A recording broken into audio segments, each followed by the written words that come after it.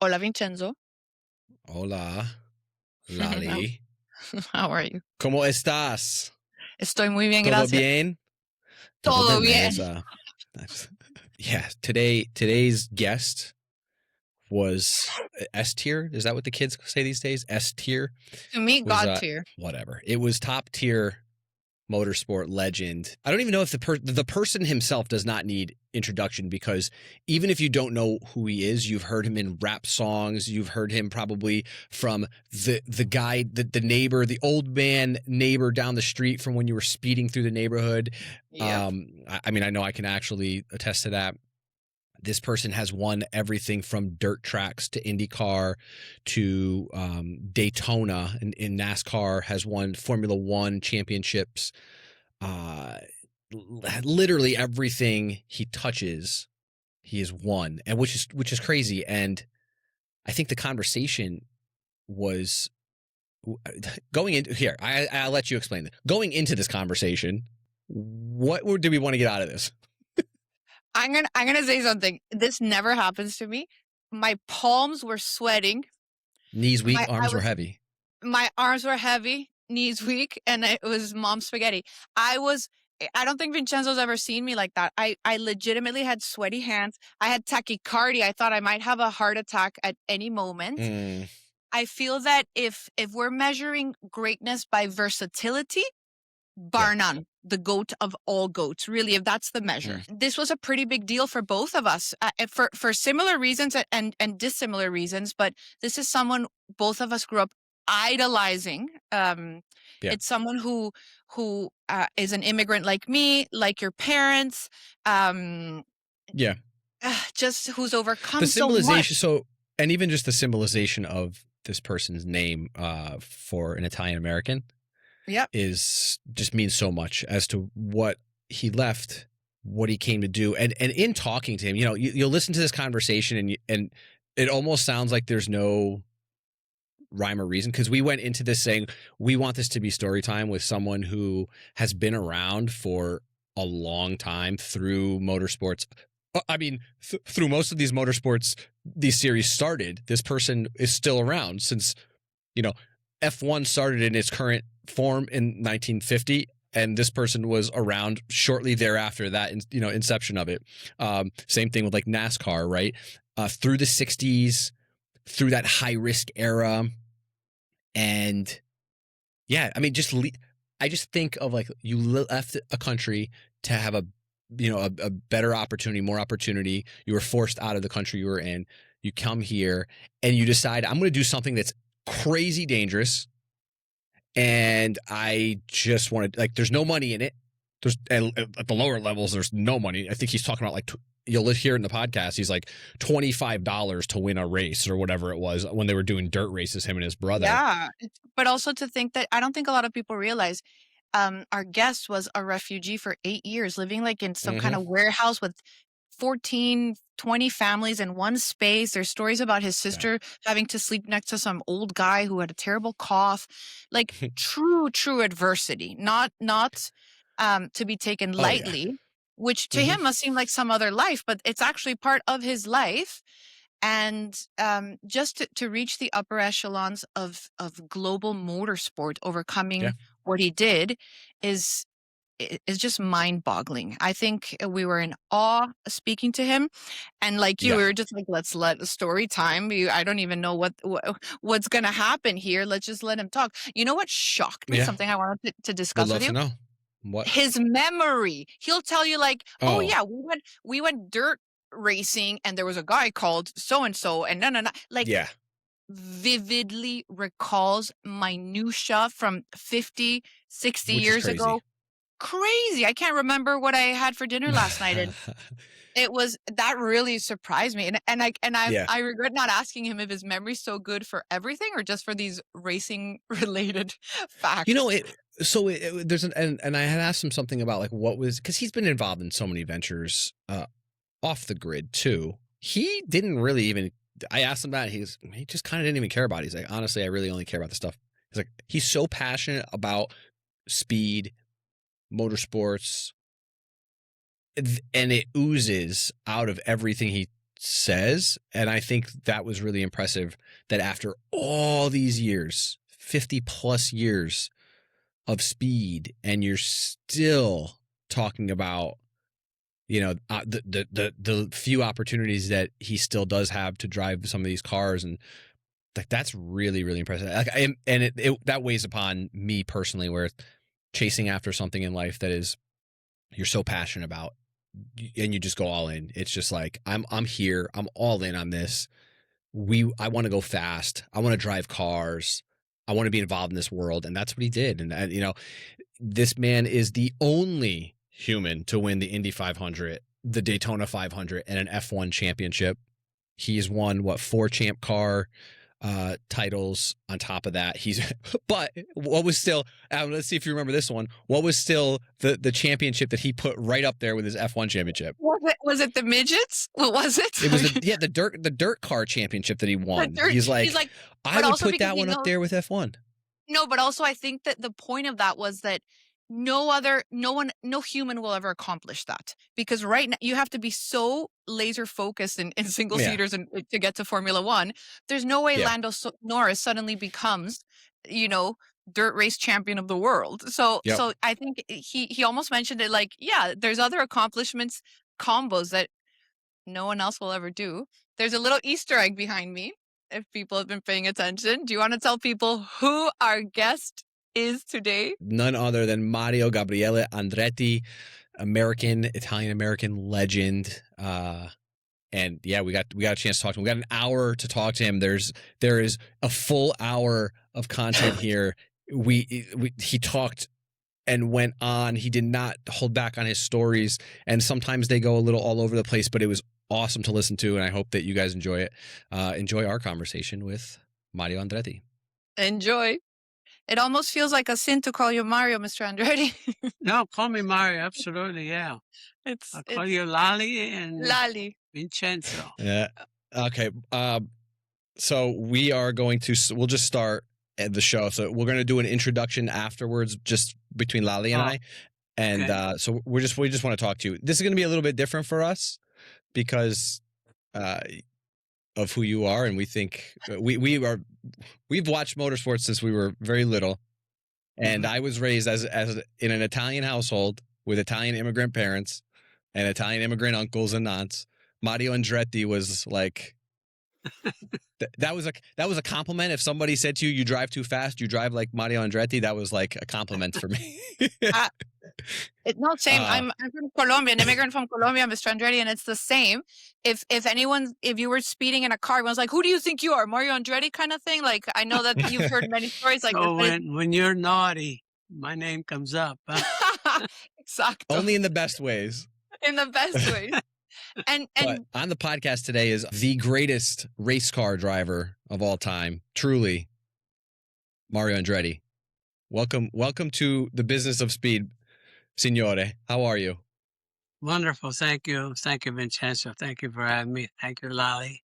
Ciao, this Mario. Is this is beyond a pleasure for both of us. I come from an immigrant family. Lali is an immigrant herself, and we had some questions for you around your career. This is different from most of our shows because a lot of our shows we talk about the business of racing, but for this we thought we just want to hear Mr. Andretti talk to us about his career and his life. So we'll have some questions, but you can answer it however you want. I won't be upset however you answer.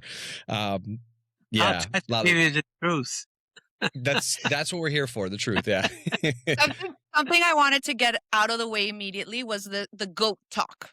So I'm going to tell you something that I think when we speak of GOATs and motor racing, I don't think your name should be in the same category as other drivers who are laser focused on one series. We have the Sennas, the Verstappens, the Lewis Hamiltons. I think that's very unfair. Your name needs to live in another category with other drivers of varying disciplines, like the Fernando Alonso's, the Juan Pablo Montoya's, even a Scott Dixon, who has been very successful in endurance racing. So really, I just want to get it out of the way. You are the undeniable GOAT of all time, but you must have some GOATs, and maybe that's changed throughout the series. Vincenzo and I were talking about Ascari, your love for Ascari. over the decades, has that changed for you? Maybe some of the guys you're seeing today? What's your GOAT situation?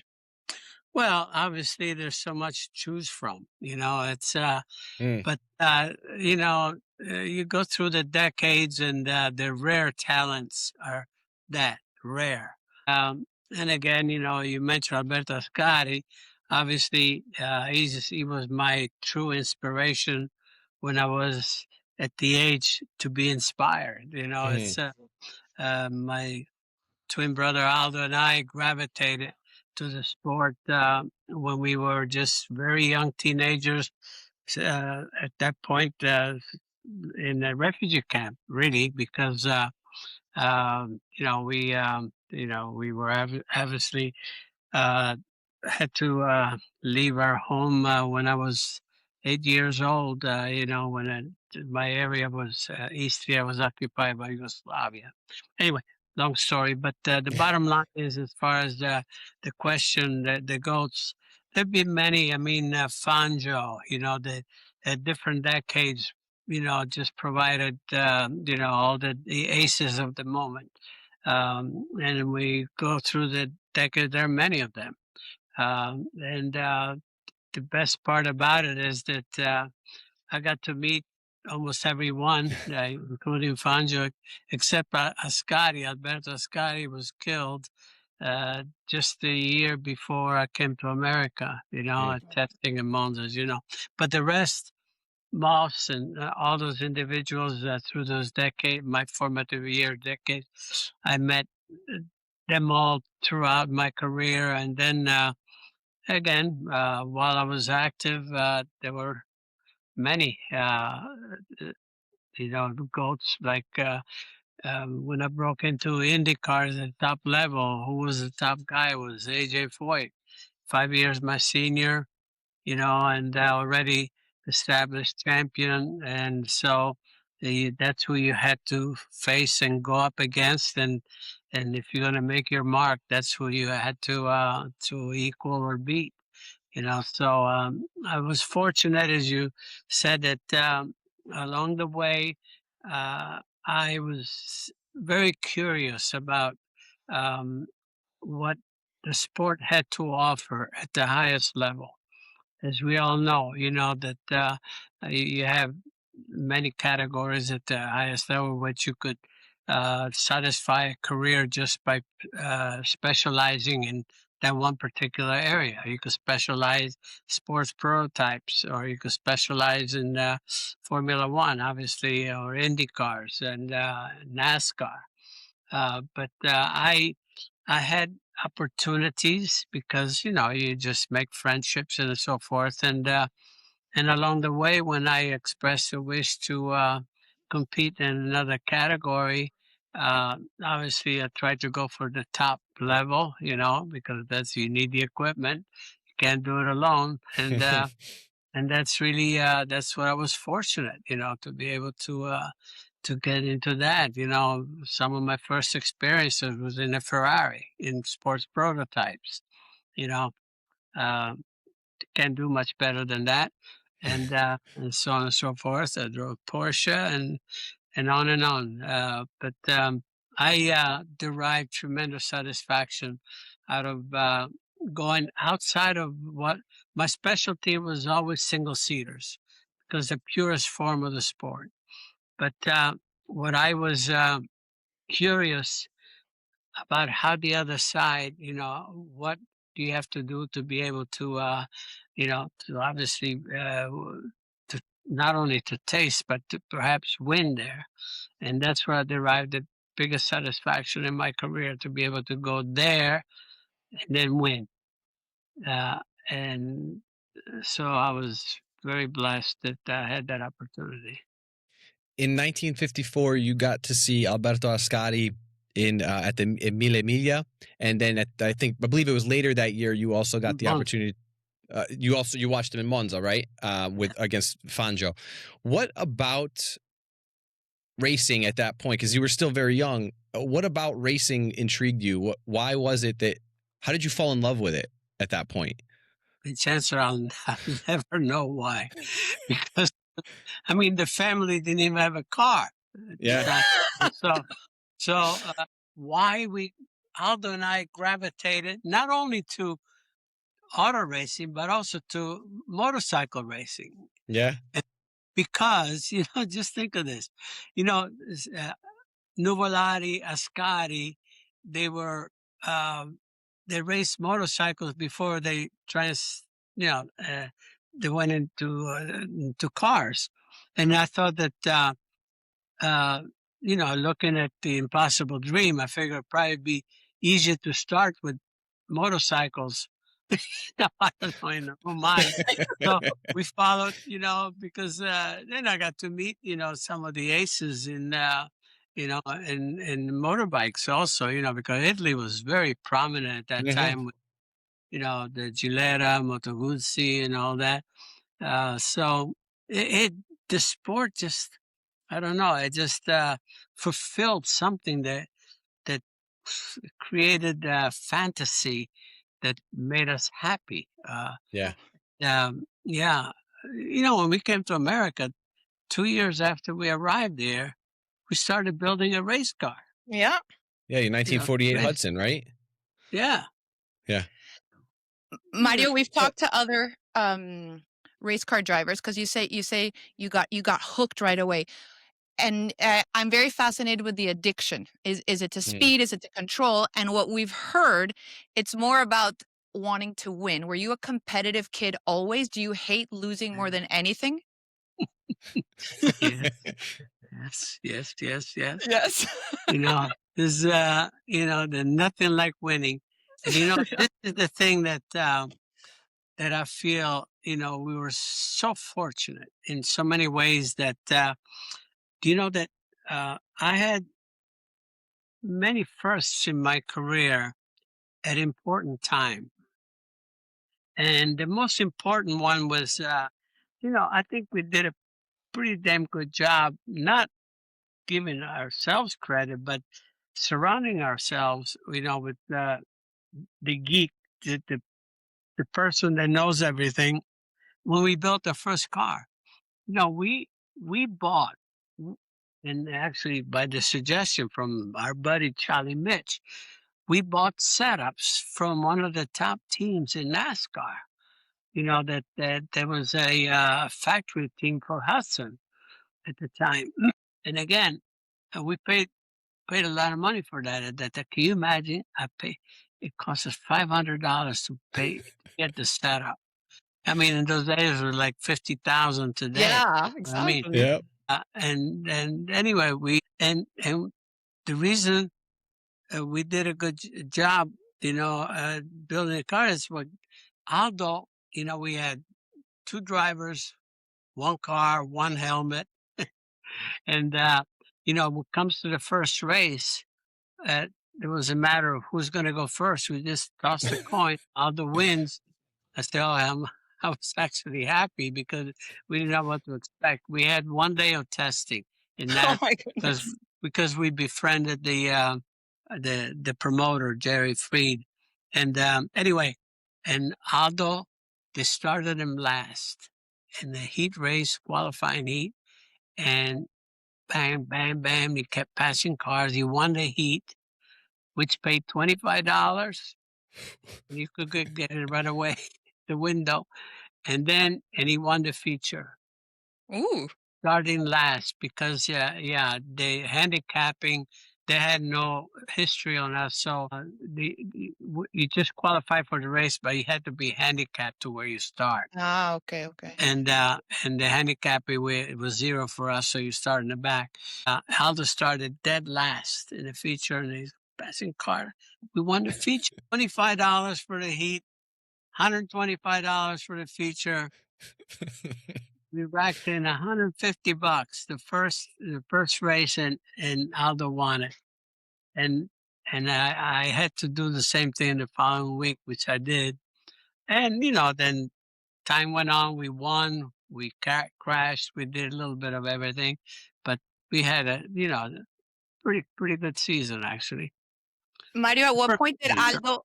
if Aldo was into racing, at what point did he stop and you continued? I don't think I know that story. Why did he stop and not pursue it? And why did you become the GOAT?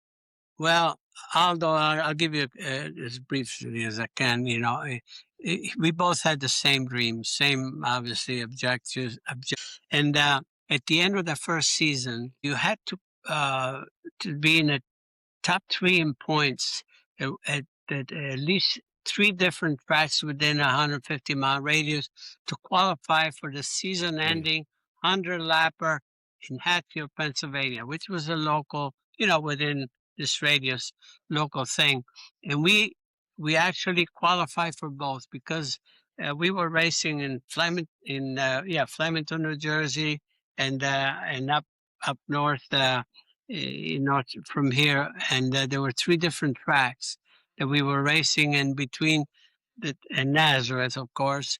And even though Alder and I were alternating, one week, every other week, we still qualified. So we were both in that race, and I got a ride with somebody else, with another team from Allentown, and Aldo drove our car, and our car was a Sportsman in an all modified series, but it was a fast Sportsman. Aldo was running second to the Freddie Adams, the track champion down there in Hatfield, with a couple laps to go, and he was qualified for the feature, and I'm already qualified, and I'm trying to slow him down, just stay there.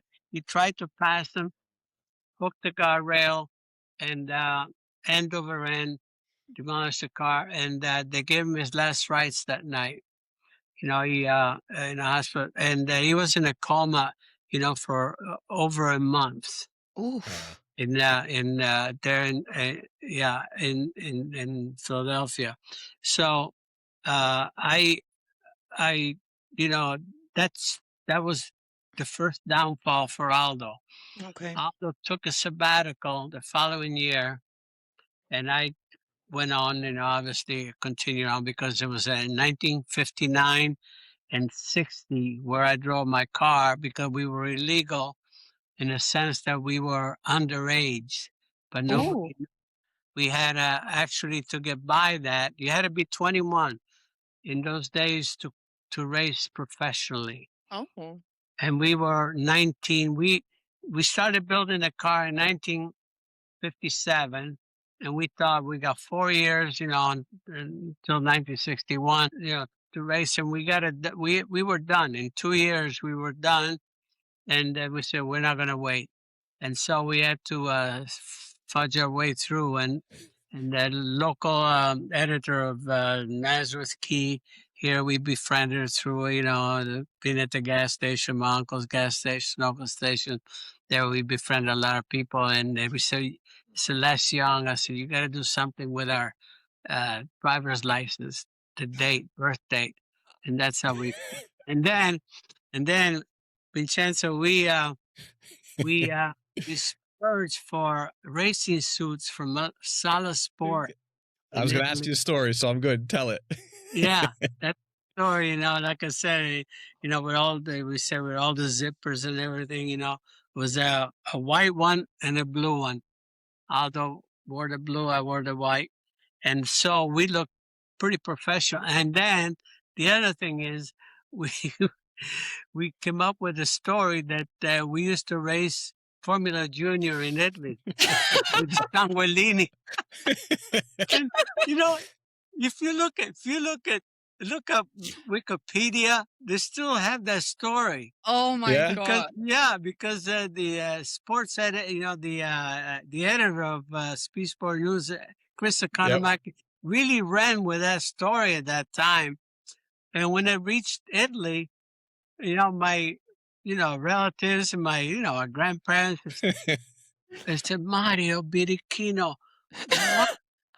They said, how come you didn't tell us you were racing when you were here? I said, Oh my gosh. we were racing. So anyway, we kind of, you can see, but fibbing, we fibbed our way through to race the first 2 years. Now, to go back to Aldo, the second year, he, we built another car, obviously, and midway through the season, I was, doing really well with that car. Right back the second year, I won 22 races, and so with that car, during intermission, uh, they used to have heat races, and consolation, then intermission before the feature. During intermission, uh, Aldo said, let's ask Jerry Free if you let me take a few laps with the car. And he kept begging me, all along. And I didn't think he was ready, but I said, okay, you go. And he just ran and ran, and finally, here again, coming off a turn two there, he just hooked the guardrail and went end over end outside the track and destroyed that car. But he only broke his finger on that one, so he was lucky. And so, but again, he didn't race the second, all throughout that year. Then when I moved on out of stock cars and into midgets, obviously, he took over the car and he started, he was driving. And then as I kept going, and then he came out of, the stock car. Then he drove a little bit, the midget that I had been driving, the 3/4 midget. Then he got into sprint cars. In fact, I bought a sprint car for him, and it was run by one of those guys, by Larry Slaughter, who was one of the original guys on the team. And anyway, Aldo just he drove that sprint car until and it was in 1969 where he had an accident which was not his fault. It was in Des Moines, Iowa, and this guy Pete Falls blew a tire, and the car was sideways. I mean, it was across the track on the middle of the straightaway. Aldo hit and wound up almost in the grandstands, and that was his injury was just it ended his career, and and that was it. That's the story with Aldo, and it was sad, because he had the same dreams and same passion as I did, but it never worked for him. I don't know what it is, how you look at that. I was as fortunate as you could ever be all along, and him was just the opposite. It just Yeah. yeah. So Timing, right place, right time. I And don't know. right. Yeah, you can't Yeah. explain. But also racing is a fickle mistress. I always say that. It's such a fickle mistress. You've had members of your own family with great success, with not great it's just so Yeah. fickle, right? Well, So my why two boys, Mike and Jeff, Michael, like a laser. Jeff, Yeah. Was something on the road. It was there for him to hit it, and yeah. Mario, so there was an interview that you had that you said what got you really absorbed by the sport was the sound. You were overwhelmed by the sounds that you heard. And again, you could tell me that's not maybe it wasn't the truth. Maybe it was just maybe it was another one of those journalists writing something just to write something about you. But what's your I'm very curious because I love the way cars sound. Maybe not the modern ones. What's your favorite sounding car of all time that you've maybe driven or maybe not driven? Well, any race engine, it's got something, that just gets you. Oh, yeah, perks you up. I mean, the comment that you probably heard was, I remember that when we first came to America, immediately somehow we expressed our, our love for the sport immediately to a cousin Carl, our cousin Carl, good guy, and he took Aldo and I to Trenton and Linehorn. But the first race, he took us to Trenton, New Jersey, IndyCar race. Yeah. And just as we were walking in to get into the grandstands, the practice was going on, and you hear those offices go by. Whoa, whoa. And it's, but then, even in Monza, listening to the sound of those Formula One at the time, the sound of a race engine is the sound of a race engine. Obviously, to me, the all-time greatest, like the opera of motorsports, was the the V10s of the era, like when in the 90s, Mm.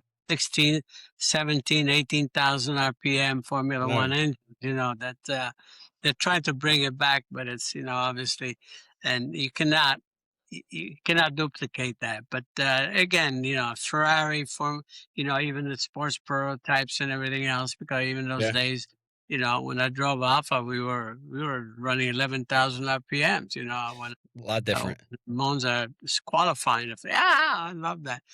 So it's this the to me the sound is half of the excitement of Hmm. a race. Of when you go to a race, I Yeah. mean the start and everything. You watch. I'm sorry, you watch some of those Formula E races and the start. Oh, couple of electric, you know, Yep. toothbrushes going, on wheels and stuff like that. So I don't know. Well, we were Mario, just in what Daytona. We were just in Daytona to just to go off that point. We were in, and we heard the Valkyrie, the Aston Martin, which has the V12, a naturally Yeah, yeah. aspirated V12, and both Lally and I were just it. It just the like feeling it tingles, gives you. tingles in Oh the whole yeah, body. It's like out of this world. I to hear agree. V to hear a V12. I heard V12s at Lime Rock in Connecticut. The Yeah, first time I ever heard motor, cars, and you said sound. So the same thing. And I said this in another podcast, and again, Lally and I talk about this all the time. The sound is what just got us so addicted to it. I heard historics at Lime Rock when I was a little kid, and V12s. It just that sound it yeah, never leaves you, It's and yeah. you never incredible. forget it. Yeah. I remember driving down to Homestead when IndyCar was racing at Homestead. That was my first taste ever. And I remember approaching the racetrack and just exactly that, just Yeah. very distant. And I started getting so excited because I knew I was so close. I was finally going to see the car. So I'm with you with the sound. I have a question though. What is the most modern Formula One you've ever had the opportunity to drive as a guest driver, so to speak? What was the Yeah, latest? I drove a couple-year-old car, McLaren, just Mm. it was about a year ago, I think. Ooh, It was Yeah, the MCL 38, I think it was. I in think in whatever one of in those. yeah, I drove it in Laguna Seca and then at Mm. Coda. was that so fun? Yeah, yeah, it was. Yeah, just I always keep thanking Zach Brown, for giving me that opportunity. He's quite the guy. He's a good friend, and yeah, he loves the sport himself. He loves to drive himself, and again, he knew how much I would, and I've enjoyed that, and he gave me that opportunity. Yeah, he's a big lover of IndyCar too, which is amazing. Oh Obviously, a big yes, yes, supporter, and yeah. we He's appreciate those guys. he's a real racer. Yeah. Real racer. Mario, Mario, how was it working with? We're gonna bounce around. I love the Yeah. stories. So how how was it working with Colin Chapman? I know you kind of again based on things that I've read and heard and watched. You turned him down originally because he offered you to see after Jim Clark had died. What and then you eventually came back. What 4 or 5 years later and raced for Lotus. How was that? I mean, Colin Chapman is arguably one of the greatest, maybe not, if not the greatest, Formula One team principal of Yeah. all time. Yeah. So, like, Yeah. what is it like? Oh, I was to me it was quite uh t- you know m- I should say one of the best things in my career, best opportunities to give me the confidence to Mm, have not the owner of the team, that was the team principal. You're not just sitting on the sideline watching the boys yeah, do their job. He was in it with me, and and again, as tough of which well, he was tough because he demanded performance, obviously, like he should, but fair and all in. I mean, just he and I really bonded very well because I was always looking for this, just a better mousetrap, just a little trick here and there, and he yeah, was. in the probably more sophisticated way, the same, so we were, our thinking was the same and always reaching for the sky. But the point is that, what I always said this, what was really very, very good for me, that when I would come in, like from a run or whatever, and after we made a change on the setups, he used to throw stuff at me that sometimes was not really actually, relevant to exactly where I was, but it kept my mind fertile. It kept me Mhm. thinking. He said, "What if we do this?" Yeah, yeah, let's try that. We had that kind of relationship. But he's always, like a machine, thinking, thinking, thinking, and never satisfied with what we had. Always, that's just, and and again, he and I just got on well. I mean, as you can imagine, we got the job done, and Yeah. when we needed to, and yeah, it was the honor of my life, actually, to be able to drive for him. To have the opportunity at that time. Just to talk a And little bit about the honor of your, speaking of honors of life, and getting the Andretti name and associated now with Cadillac into F1. That was obviously a labor of love. Are you looking forward to the start of the season, the F1 season? Oh, What are your thoughts and feelings around that? well, of course. I mean, it's this was basically, uh, uh, something that, an ambition that Michael, wanted to have, and then, one thing led to another. He just stepped aside, but I was asked to sort of stay on, just uh, you know, to be part of it, and the fact that it's happening, and it's happening very well, with a lot of, we have so many good people on the team, a lot of energy, and actually, uh, long-term commitment, which is everything. That will spell some, stability for whoever, wants to join the team. And we have many people from, experienced people that came aboard, and so all the ingredients, in my opinion, as good as you could possibly have for a new team are there, because uh, the people in charge, of the operation, have been there and done that, mm, Hmm. and that's something that you can feel very fortunate to have, been able to put that together. um, and they, again, they people of reputation, insiders that have drawn a lot of interest from individuals, good people from other teams. It's That's part of the business. You just steal, try to Yep. yeah. I mean, that's It's a nothing business of new, poaching for sure. nothing new there, Yeah.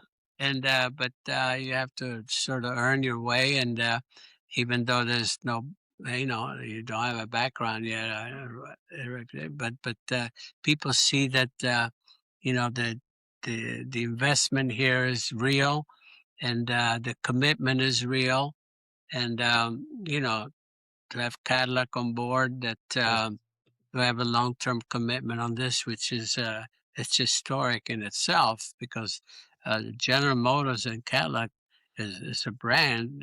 They were never officially involved in Formula One, and they are, and and they're in it with both feet. As far as the commitment, so that's a wonderful thing. It's great for the sport in itself.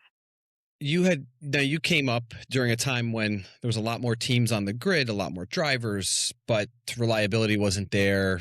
The financial disparity was great. Now we have the costs, there's cost caps and whatnot, which are helping competition. How different do you think it? I know it's different, but how different is it really for a team to be successful now versus that? There's different challenges, right? Back then it was maybe a reliability, coming up with money. Now people can come up with money, but how do you actually get successful? How do you win races? It's still going to be challenging for for the team to compete. So how do you compare that, or what advice, I guess, would you give, Well, if if I you had had the to, which I'm sure you have? if I had the ultimate answer, I would bottle it and sell it. I mean, Fair. bottom line, Vincenzo, like anything, is there's a human element. Mm, That's the most important part of it, obviously, to have on board, because and you need specialties in every corner. You can't have jack of all trades. Just so you have to have a team, cohesive team that is you have the best people in every department, mm, and and and led by a supreme leader. To be honest with you, Yeah. and the teams that win are the ones that possess mm, that human talent within the team. yeah, And because and it's the bottom line. I mean, sometimes you say it's not just the financial side, yeah, but you got to know what to do with those finances, and the people have to know. So it's all about the talent that's involved. And from a driver standpoint, the same thing. I mean, there are drivers that can do more than others with the mm, same piece of equipment. I mean, Yeah. you see that in teams that yeah, you have, two drivers.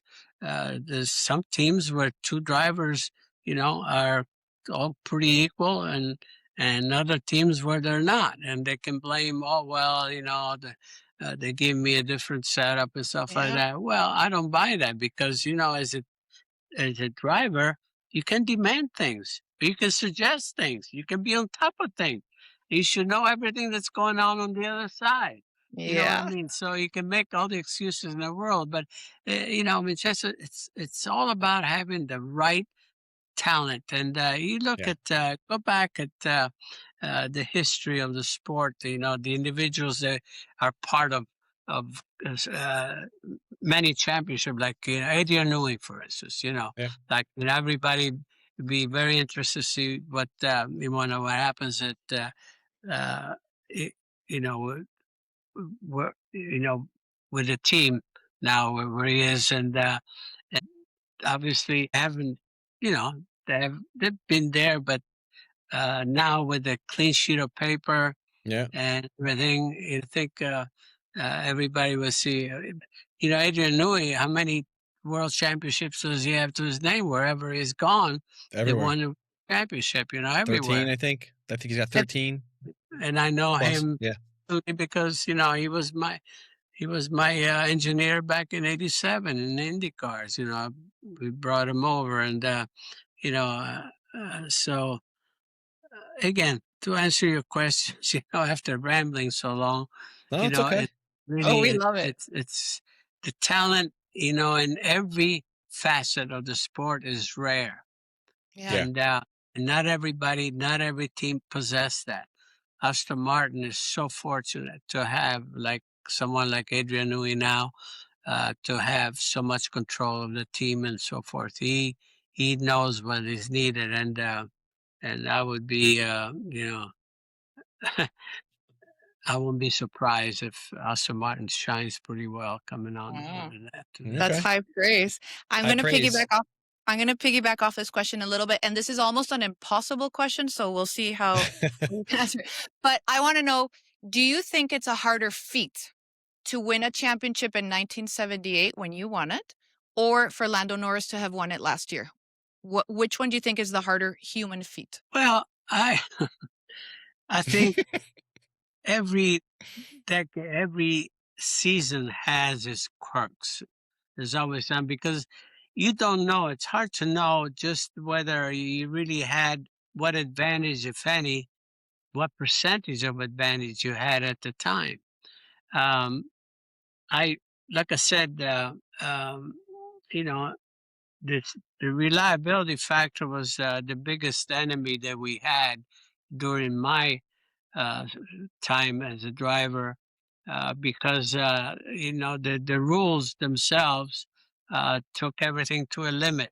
Engines that are capable of 16, 17,000 RPM can only be 12. They're actually regulated to 12.5. So, but those engines have to do at least 2,500 miles or you're penalized. Yeah. And that's a beautiful thing for, I mean, for my style of driving, uh, this would have worked because I was flat out. I mean, I was not one of those patient guys, and Pernell Jones one time he says of all people, him saying that to me, that Mario can break an envelope with a rubber hammer, and so that was not a compliment. But, I was, trying to get everything out of these things, from lap one, and I don't know how many drivers were actually really patient, but sometimes a little bit of patience paid off, and that's something I didn't have. Today, it's just go right out of the box, and that would have suited my style tremendously, really well. I was born a little bit too early, but I, I no think I think I think having no patience might be an Italian thing. I think we all have that, Mario. You won 4 Champ Car championships. You won the Daytona 500, the Indianapolis 500. You won a Formula One championship. So you've won in everything that you've been in, pretty much. Do you have a favorite? Was one of those your favorite, or maybe something that I didn't name? Well, Or which one? Yeah. the most important, what's interesting is I won a national dirt track championship, Yeah. Yeah. and I put that alongside a Formula One championship. That's just, I mean, I know that's something that's probably never going to happen, again, to be able to win both, No. but, it's, these are the things that actually I thrive on. And I even won the IROC championship, Yes, Yeah. I remember. the IROC championship, so, uh, and, and, and again, the one that's the most meaningful to me, obviously, is because that's when it all started, is the World Championship. Because can you imagine me at age 14 in Monza thinking about the impossible dream and then clinching the World Championship there? Yeah. It's like Full How could circle. you ever? How could I ever talk about coming full circle? it's You know ins- what I mean? When I look back and look at those absolute situations, and coming to America, 1955, and not knowing anything, and 10 years later, I was the youngest national champion in Indy cars in '65. Who could have ever dreamt of that? You see what I mean? no. Only and that's, going back to that, I'll always say, and I've said it over and over, if there's ever an example of the American dream, it's me. I am one of them for sure, because all these opportunities that I've had that I took advantage of could have only happened here. And, I'm as I'm as proud as can be of my heritage. Believe me.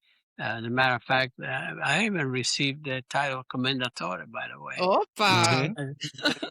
But no, that's because Well deserved. what's interesting though, Vincenzo. Like I'm in Monza, and even when I was Ferrari, said and the press says Mario. Uh, how do you feel? What do you feel? Like Italian or American? I said, the passport does not change your blood. Oh, I Just agree. remember that. I said, so I'm Italian, proud Italian, but I found the dream, my life dream in America, and I'm thankful for that. And that's it. That's all I can say. It's Do interesting. I you- feel like you've hit on something very clever as yeah. an immigrant from Colombia, that people don't understand, that you can be a proud Italian, a proud Colombian, but also feel very American and be very grateful and happy, and have the stars and stripes waving high, but also feel very Italian or very Colombian. I think unless you've lived that duality, Mario, it's hard for people to understand Understand? how Perfect. both things can coexist. I do Yeah, find that. that's funny. You got it. Absolutely. Yeah. Yeah. Um, Live it. how do you still go back at all? Do you go back to visit? Well, when, whenever it makes sense, Yeah, I'll have relatives, certainly friends. That situation, the relative situation is dwindling, unfortunately. It's a normal life, but yeah, yeah, I was in Trento at the festival. Oh, What was it, last October? Spent some time there. I was really been invited there for quite some time, and they have all sports. Individual from even from Olympics and so forth in one area in Trento for yeah, a festival of it's the entire week there and so forth. It was quite interesting to be able to mingle with individuals that you never had the opportunity otherwise and so forth. Worldwide. But it was, but again, I go back, back and yeah. forth whenever it Do, makes sense. we're cognizant of time here, so I want to ask a couple last things. But of all the things that you've done off the track, non-racing related, what's your favorite? Because you got the winery. Yeah. That's close to my heart. We still make wine like the old tradition, even though my I, grandfather passed. Yeah, we do. We kept the tradition going because I made it with my grandfather since I was very, very little. And then uh, we kept doing it all through the years. When he passed away, we kept doing it. And I feel like I'm maybe the last of even my cousins who still uh, really want to push it. Thankfully, I still have my father, so we're able to continue. And my brother's is also passionate about it, so we continue to do it. But so the wine, I love the wine aspect and the fact that you did. But I want to know what your yeah. favorite off racing venture has been. Well, I don't have much. I never spend much time outside of racing, but Okay. he's like, you know, what time? no, What He's like, yeah, what? the Not winery was, racing? something that was, I fondly, have great, uh, memories of that because we're no longer in it, Yeah, since the pandemic, one thing another, sure. but the time that we were there, the time that we had it, the events that we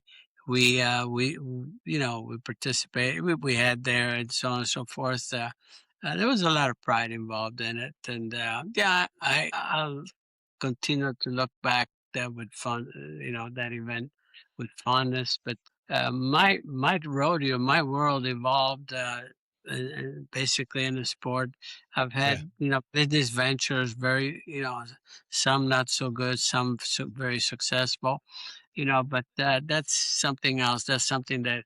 But the only thing that really uh, makes me look forward to getting up in the morning is anything that has to do with motor racing.